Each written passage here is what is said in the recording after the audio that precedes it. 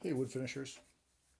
Here to talk about somewhat of an alternative finish for your projects. And you're looking at, yeah, you guessed it, milk paint. Milk paint is kind of this amazing product that is very similar in some ways to like a house paint, but different from a chemical standpoint in just about every possible way. The only thing that it shares is that it's water based, and it also has the ability to make every color of the rainbow and then some. It's really strong, it's very durable, it's very fade resistant, and it's got to stand because there are actual milk proteins that are utilized in conjunction with pigment to make this stuff. And the durability piece is it's totally impervious, or for the most part, impervious to chemical stripping. If you did want to change what you have, then you would have to break out some type of an aggressive belt sander or something. It's really strong, nasty stuff, but it's pretty fantastic for what it is that you might want to complement your piece or the project. If you want to add some opaque color, this is pretty amazing stuff. Okay, so two different manufacturers here, the old-fashioned milk paint company, and this case in this bag is pitch black. I've got white here. When these are manufactured, it's basically in powder form here. Hopefully you can see this.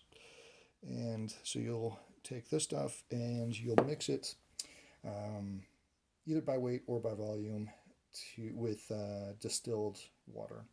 And once you've done that and give it some time to fully absorb, then you've got a pretty amazing product for doing what it is we want to do. I'm going to go with Holiday Red because I think I have the most of that, and it sounds pretty horrible on its own.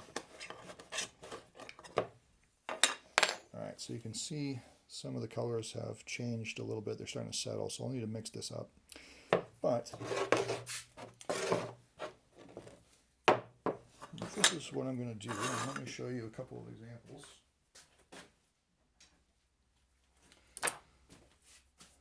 So this is a box that I made some time ago. I'm going to put it in a frame. Here we go. So you can see the variation of the blues and the reds. So I did multiple colors on this as I shaped it, and then sanding some of this back, you can start to release or see some of these little points here. And so anyway, this is maple underneath this, just a nice strong durable wood, but there's just one option for what you want to get into for decoration. The other thing that I've done for making a box is I've used this as a pretty interesting pore filling option. So I've taken a couple different colors of wood, mixed up what it is I wanted to, and then packed this into the pores of ash. For this interior panel here, I did the finishing and sanding prior to gluing this whole thing up, because there's no way I can get in there and sand these things out without really scuffing up those interior corners. So anyway, just a couple of options for consideration of what the stuff is. All right, so I'll be mixing this stuff up. Because it's water-based, what I want to do is dilute, or not dilute, I want to put some of the solvent, in this case just water, into the fibers of this brush. So via capillary action, I'll put this into the water bath, and then it'll come up into this tang area, and it's just going to make it so much easier to clean out when I'm ready. So, as I said, this is something that you could make on your own. It's really not terribly complicated. And then mixing these colors, if you buy it pre-mixed, is not complicated at all. It's just something that I think is fun to do and kind of finding colors that might not exist in traditional wood finishes, and typically not. But there's some side effects to doing this where you're definitely affecting the wood, and you're no longer going to see the grain in this unless you use it as a pore filler. Okay, so I have just a sheet of, this looks like birch, and this is a good enough example of what it is we want to do. Surface preparation here is very, very minimal. If this were a solid wood piece that had been run through jointers and planers, I would have to continue to sand until those mill marks went away. Solid wood, maybe 100, 120, and then I'm done, and then I start applying the paint. Because this is plywood, I really haven't done much of any sanding on this at all, because I'm not worried about that rippling effect here. Chip brushes work well for this. You can see I've used this one before for milk paint, but I try to size the brush to the work area that I'm doing. So anyway,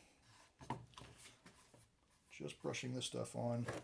The thing about this is it's incredibly thick, and it has a lot of body to it, which means it's going to start to build very, very quickly.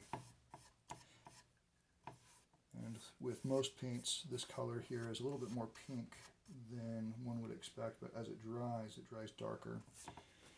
What was I saying? Oh, thick body here, so you're instantly kind of getting rid of any of that wood characteristic here. Grain is the easiest thing to talk about.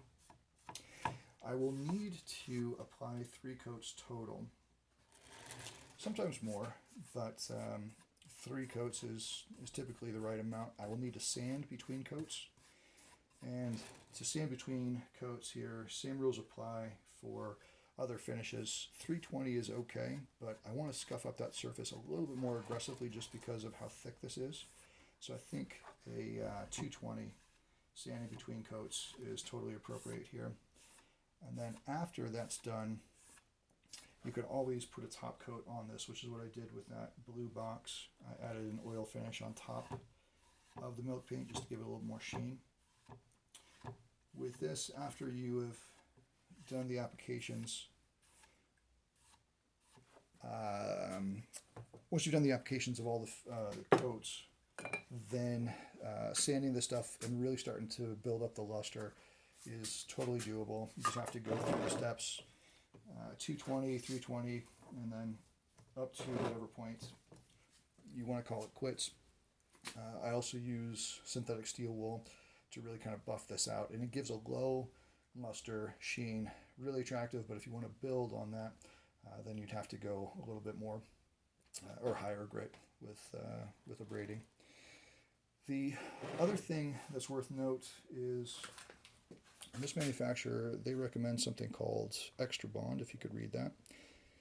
Extra Bond is good, and they claim here it's for non-porous materials. I actually prefer using Extra Bond as a first coat before I put the milk paint on, and it just tends to allow this material to grab a little bit more.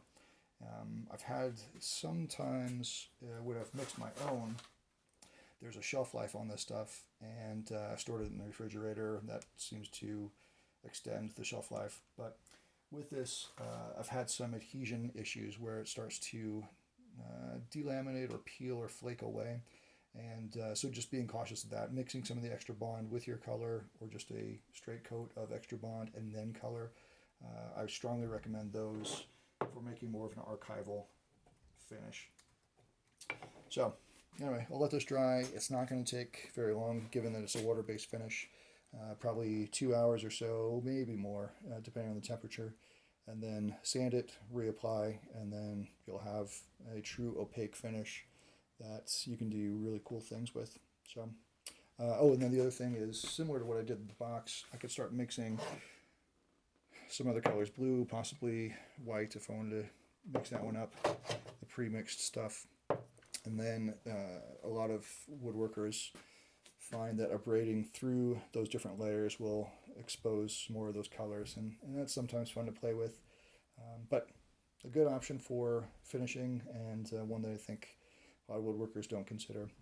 Um, what I've told classes in the past is talking about wood finishes, that this is a good one for woodworkers who hate wood and don't want to have any of that nasty grain or natural beauty of the wood. This is a good alternative.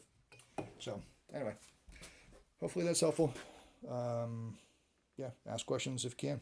Thanks. See you.